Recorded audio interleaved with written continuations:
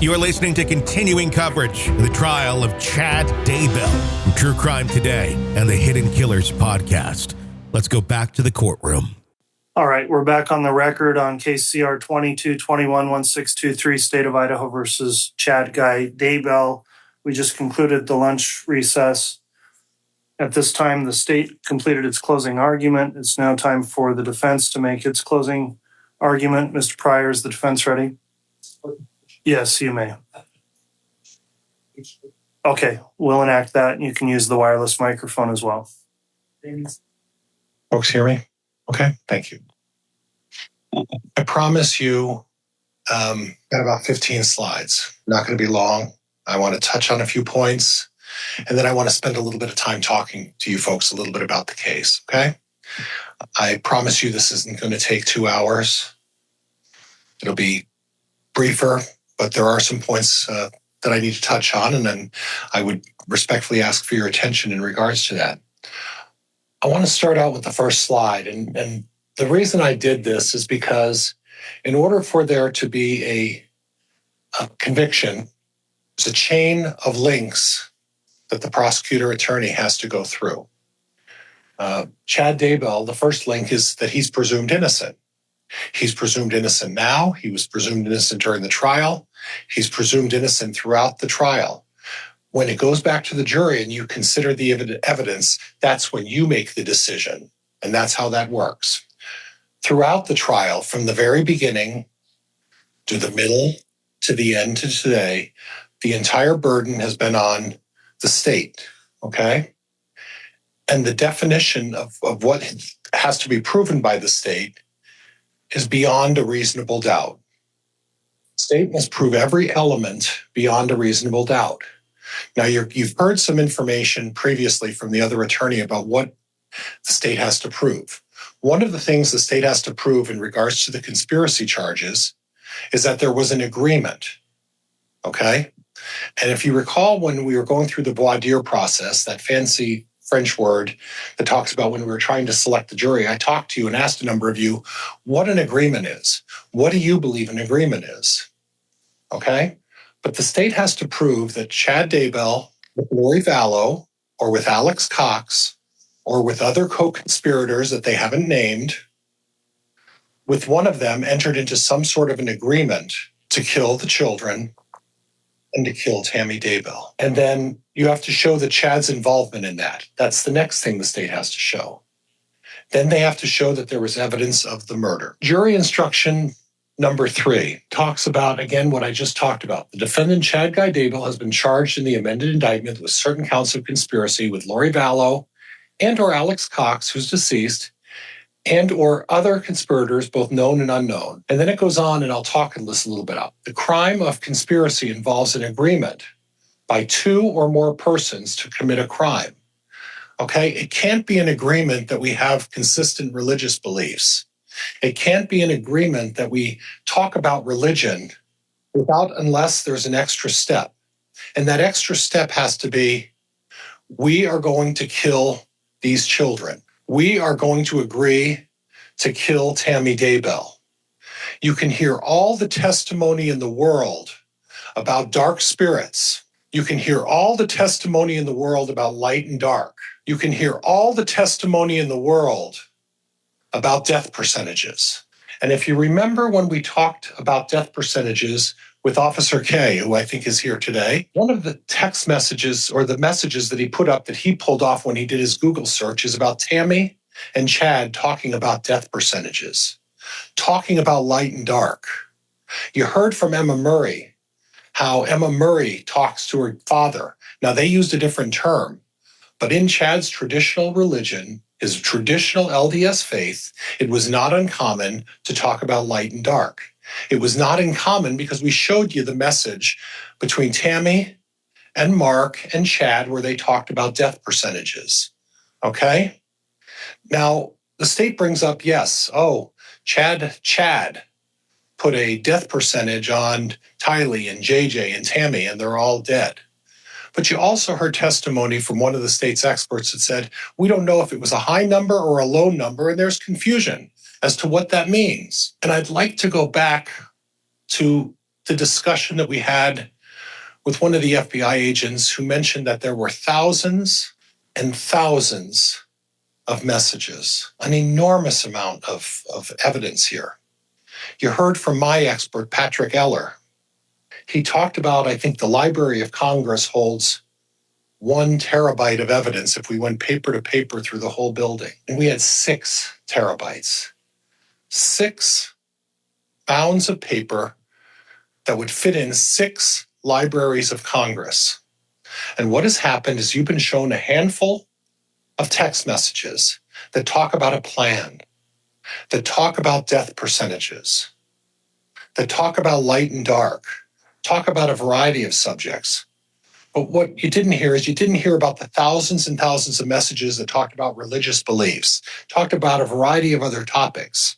And if we look at each and every one of ours position, you can always find a text message or a message of some kind that may be slanted or turned in a way to benefit one position or another. And that's not particularly uncommon. How often is it you send out a text message to somebody and it's misconstrued?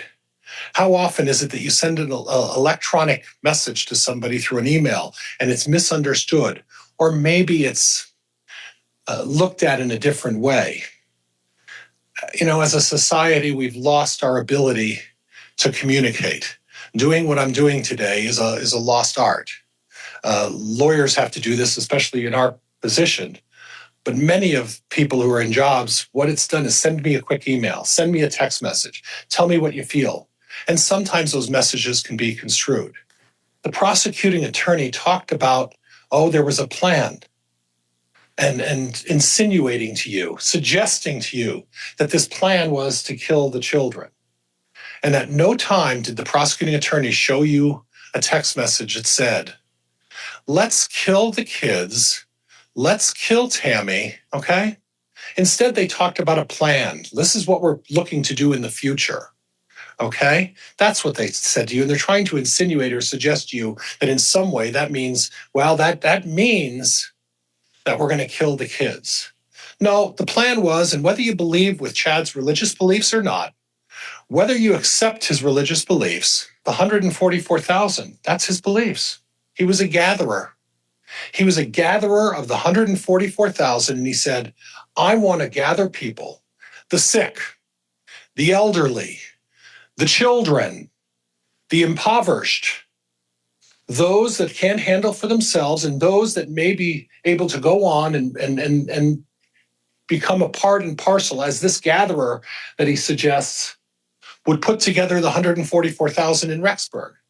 Now, whether you think that's crazy or not, it doesn't matter. Whether you agree with light and dark, it doesn't matter. Whether you agree with death percentages, it doesn't matter. He's entitled to his beliefs. Every one of us has beliefs. Every one of us has a certain core set of beliefs that we believe in. And think about, are they all rational? Maybe not. Maybe not. Everybody has pursuits that they want to pursue and things they want to do in their future. You know, I wanted to be a professional fisherman, not really good at fishing. Wasn't going to work out. Wasn't going to make a lot of money. But it can still be a dream. I always wanted a 30-inch waist. That's not happening, folks. It's just not going to happen. I'm too old and maybe not as motivated as I should be. But we all have dreams. Now, how do we know these are dreams that Chad talks about? Because for 15 years, he was writing books. He was writing books about things that he was passionate about. And if you know anything about authors, when they're passionate about something, anybody comes up to them and brings up a subject and says, let's talk about religion. You've opened the floodgates. And it's very easy for you to go out there and say, I want to talk about my religion. I want to tell you all about all of these things. And at some point, when you start writing books and you go to these preparing the people conferences and you meet all of these people and you feel like, well, maybe I've become a little bit of a celebrity. Okay? In this case, I don't want to become a celebrity. I've had enough now at this point. But, you know, Chad writes books. And he goes to these conferences and he talks about all of these religious beliefs. He talks about his premonitions. He talks about things that he thinks he can predict. Do you believe him? You don't have to. You don't have to believe anything he stands for. Nobody does. But he has a right to talk about it. And he has a right to say what he wants to say. And that's one of the distinctions, folks. Involves an agreement. It requires an agreement. You don't get to the overt acts. You don't get to all of the things the prosecutor has said about all of the things these people have done until you establish that Chad Daybell, by evidence and testimony in the last 2 months, has shown that there's been an agreement between him and Lori, him and Alex, or anyone else. There's no agreement. Show me the text message that says there's an agreement. Show me the text message that says this is what we're going to do. You were shown some things that talk about plans. Yeah, the plans of the 144,000, the plans of putting together this village of people to help all of these people out and do all of this. Traditional Mormon faith beliefs. Traditional Mormon faith beliefs. Those traditional Mormon faith beliefs that also included things like celestial marriages, being able to marry someone in the celestial realm and do that. Going to a temple and saying, up there, I'm allowed to get married in the celestial because that's what we were taught. That's traditional. I'm allowed to do all of these things. Now, whether you agree with that or not, it doesn't matter. But if you have a core set of beliefs, and those are things you believe in, that's not a crime. The crime only comes into play. The crime of conspiracy involves an agreement to commit a crime. You should only consider the evidence against the defendant Chad Guy Daybell in this case and should not speculate as to any other case or legal proceedings involving alleged co-conspirators. When I first started with you folks with the voir dire process, again, that fancy French word that I always mispronounce, I talked to you a little bit about speculation. I talked to you about hunch. I talked to you about conjecture. I talked to you about guess. They all mean the same thing. The judge's instruction and what this judge has told us we have to do. And I put it up there for a reason. You must only consider the evidence against the defendant Chad Daybell in this case. It says it in the third instruction that you're going to read. Only in this case, the evidence that you have heard, they have not established an agreement. They have not given you any proof that there's any kind of an agreement. Read the overt acts. They espoused religious beliefs. That's what it says in the conspiracy charges. We espoused religious beliefs. Chad espoused his religious beliefs. Unless there's agreement, it doesn't matter whether he espoused his religious beliefs or not, because everybody's allowed to espouse their religious beliefs. I can tell you all about my religious beliefs. I can tell anybody, you could all talk all day long about our religious beliefs. But unless there's an agreement to commit a crime, you can talk all day long about your religious beliefs. You could say anything you want. I can say there's a little green man in my backyard and I get to dance around with him and talk about religion all day long. And whether you believe it or not, it doesn't matter. But I'm entitled to my opinion to say that. And unless I can get into an agreement to commit a conspiracy, all the overt acts in the world don't matter. So there are two overt acts in the conspiracy that they talked about with JJ and Tylee. They killed these kids because of Chad's religious beliefs. That's what they're saying. His religious beliefs and all of this talk about dark and light was the reason Chad, Lori, and Alex killed these kids. Okay. And then, oh, by the way, the other overt act. Chad Googled south-southwest wind. And yet, we heard from Emma Murray. She said, I Googled south-southwest wind. I had an event like Joe Murray's 5K race to see what the weather was going to be like, or another event that Joe was involved in. And she Googled it a short time before that event. You have to have an agreement. Again, do not speculate as to any other case or legal proceedings involving the alleged co-conspirator. What that's telling you is this. Judge's instruction. You heard testimony about Charles Vallow. We've heard about that. We've heard a lot about it. Counsel brought it up again today. And I believe, if I remember right, I don't see him. Officer Duncan's here today. And Officer Duncan got on the stand, and when I pressed him, and remember, folks, I brought the paper out, brought the sheet of paper out, and I said, Officer Duncan, read this to the jury. Read what this prosecuting attorney in Arizona stated about the status of the case. And what did he say? Chad Daybell, with this in regards to Charles Vallow, no reasonable likelihood of conviction. What that means, they don't have any evidence. They don't have any reason. So, you don't get to say, well, he's guilty because he must have been involved. Charles Vallow, except the prosecutor said no reasonable likelihood of conviction. Lori Vallow's involved with Charles Vallow. Alex Cox, if he was not deceased, involved with Charles Vallow. Then we go to Brandon Boudreaux. Chad Daybell, not implicated in regards to Brandon Boudreaux. You know what Chad did? You know why he's not implicated? He carried a tire from a storage unit from a Jeep. And the prosecutor down there recognized you don't have an agreement there because you carried a tire.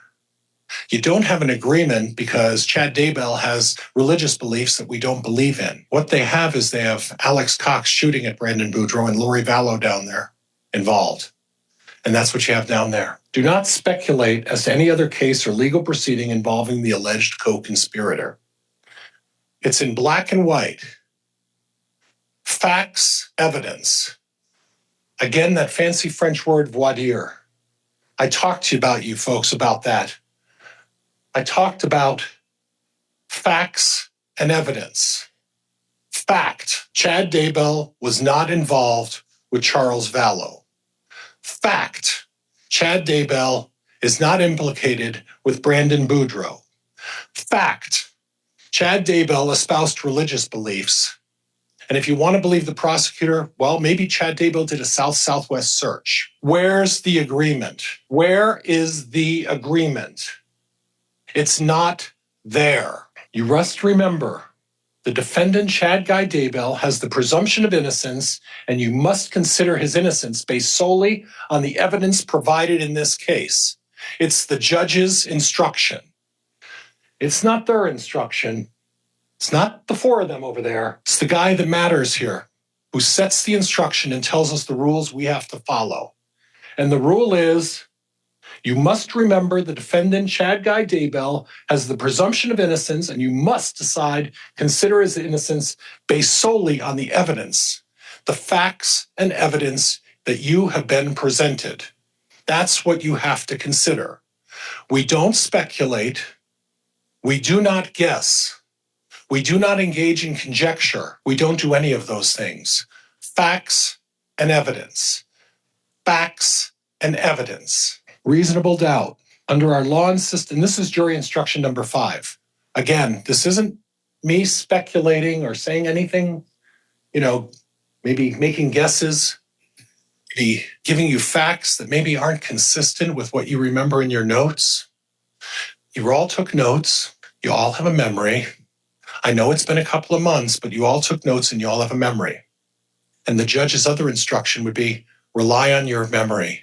Rely on your notes about what you remembered, not what the lawyers say. That includes me. If I say something that's different than what you remember in your notes, you rely on your notes. They said something different than what you remember, you rely on your notes.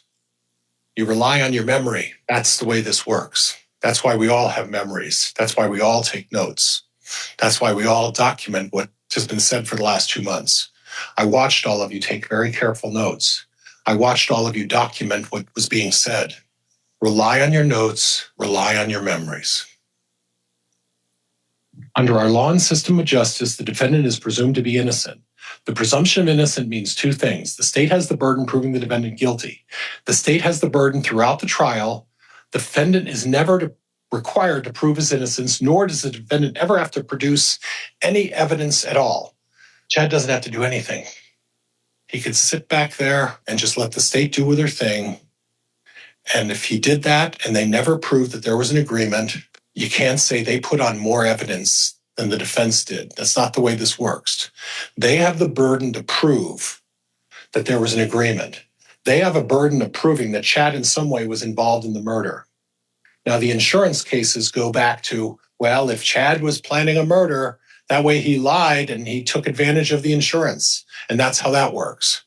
Because if you folks find that he wasn't involved in the conspiracy or the murder of anybody, there's no insurance fraud case. Doesn't have to provide any evidence at all. Now, you know 4 experts, Dr. Bartling, and we're going to get to that in a little bit, Dr. Hampinkian, Dr. Raven, Patrick Eller. He didn't have to do that. Chad didn't. It's not his job to prove innocence. It's their job and it's their burden to prove guilt. They have the obligation to prove guilt. Second, the state must prove the alleged crime beyond a reasonable doubt. A reasonable doubt is not mere possible or imaginary doubt. It is based on reason and common sense. So when you think about reasonable doubt, what you're doing is you're saying, okay, do I have a reason to believe or doubt whether Mr. Daybell is guilty, whether Chad did this? Do I have and using my common sense and reason, is it possible Chad's not guilty of this? That's reasonable doubt. If you're saying to yourself, I don't know what happened. I don't know the truth. I have no idea, really, maybe we will never know what happened here. If that's going through your head, folks, and you don't know which way this is supposed to go, or you have some doubt in your mind whether the state proved their case, the verdict is not guilty. And under our system of justice, it has to be not guilty. Because you can't just bring a bunch of people in from a school who suddenly espoused that Tammy was perfectly fine, and one after another, and bringing the principal in, and bringing anybody who ever even spoke to Tammy once, or once a week, or anybody else, and saying, oh, she was healthy. And yet they didn't show there was a significant discussion about her health. And we're not supposed to believe her family. We're not supposed to believe her son and her daughter who knew her better than anybody else. And then I guess what the state would like to do is, well, believe all of these 9, 10, 12, 15 teachers and principals and everybody else who was dragged in and said, oh yeah, healthy as a horse. Okay. Common sense. Common sense. That's what you need to do. It may arise from careful and impartial consideration of all the evidence or from the lack of evidence. If after considering all the evidence you have a reasonable doubt about the defendant's guilt, you must find the defendant not guilty. If you have a doubt and you don't know what happened, you must find Chad not guilty. That's not from me. It's not from them. It's from the one that matters. The one who sets the rules and tells you what the instruction is, and read it for yourself. You're going to get a copy of the instruction. It's jury instruction number 5. You must, if you have doubt, Chad doesn't have to prove anything, but if you have doubt about what happened here, the verdict has to be not guilty. That's what the law says. This is jury instruction number 8. And I want to, when you pull up jury instruction number 8 with you folks in the booklets that you get, you'll see that I only took a couple of sentences out of that. In all fairness, jury instruction number 8 is much longer than this.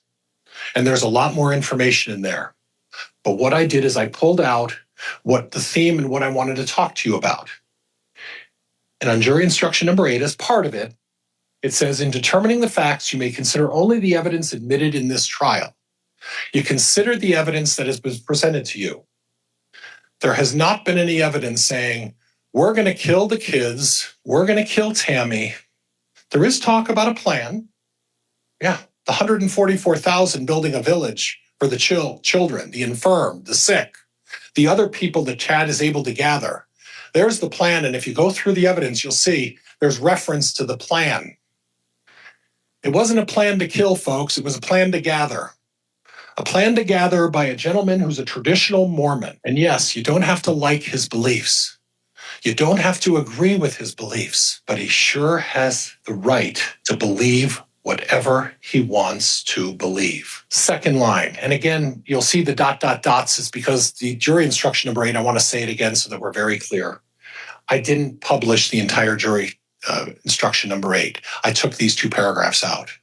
And when you read the rest of it, you'll see it basically covers the same subject. There's other topics in there that talk about it. But under the second sentence, do not attempt to guess what my answer might have been or what the exhibit might have shown. That goes back to what I talked to in the very beginning of the trial. You can't speculate. You can't guess. You can't engage in conjecture. You can't say, this is what he must have meant, or this is what she must have meant, or this is what they meant by this. No, you look at the evidence, and unless it tells you something, you take the evidence as you take the evidence. Again, the judge's instructions. This talks about jury instruction number 18, and the state talked about this a little bit, and I'm going to go through the whole thing, and I'll be quick, okay? The law makes no distinction between a person who directly participates in the acts constituting a crime and a person who either before or during the commission intentionally aids, assists, facilitates, promotes, encourages, counsels, solicits, invites, helps, or hires another to commit a crime with the intent to promote or assist in its commission. That was a lot. I can talk, but that was a lot. In other words, what that's saying is that if there was a murder and someone did something to help along, aided in that's a problem. And it is, okay? But then we go down to the last sentence, and this is what's important, and this is what you need to look at. And in all fairness, I wanted to put the entire jury instruction so you could put it into perspective. Mere presence at, acquiescence in, or silent consent to the planning or commissioning of a crime is not sufficient to make one an accomplice. Okay? What that's saying is this. Chad Daybell can talk about religion all day long. Chad Daybell can espouse his beliefs, and he could talk about zombies with Zaluma, or Melanie Gibb can teach about zombies, and Chad can talk about dark spirits. Chad can talk about light and dark. Chad can talk about all sorts of religious beliefs, okay? But when the time comes, if something happened to those children, even if Chad had knowledge, acquiesced, or silently said, well, I may know about this, I may know what have happened. What that instruction in number 18 is saying, mere presence at, acquiescence in, or silent consent to the planning or commission of a crime is not sufficient to make one an accomplice. Accomplice means no conspiracy unless he took some sort of a step to make an agreement. There has to be an agreement. We're going back to that again. There has to be an agreement. There is no agreement. Chad Daybell, testimony. He met Tylee a couple times, met JJ a couple of times. There was not a lot of contact. There was not a lot of encounter from when they first met to the time they moved to Rexburg. And you heard the testimony. I want you to go back and listen to the testimony, okay? I want you to look back at Jason William and really listen to one of the exhibits that's been admitted, and state provided that a little bit, provided a portion of it anyway. Lori Vallow is talking about a family attorney. Now, for those of us who know what a family attorney is, they deal with divorce, they deal with custody fights, they deal with all of those topics. There's more to come in the trial of Chad Daybell. Press subscribe so you don't miss any of our continuing coverage right here from True Crime Today and the Hidden Killers podcast.